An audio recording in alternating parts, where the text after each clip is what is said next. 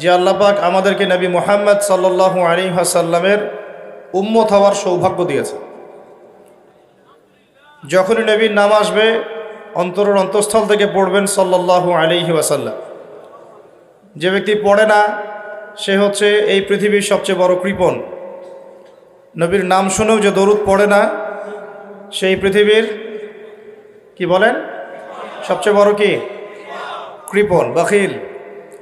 যদি দরুদ পড়েন একবার পড়লে 10 নেকি পেয়ে যাবেন ইনশাআল্লাহ, 10টা গুনাহ মাফ হয়ে যাবে, আপনার মর্যাদা আল্লাহ 10 গুণ বাড়ায় দিবেন এবং আল্লাহ পাক আপনার প্রতি 10 বার রহম করবেন। নবীর নাম শুনলে দরুদ পড়তে হবে, এটা হলো মজলিসে বসার আদব। বয়ানে যতবার নবীর নাম আসবে পড়বেন সাল্লাল্লাহু আলাইহি ওয়াসাল্লাম। এটা হলো নবীর প্রেম।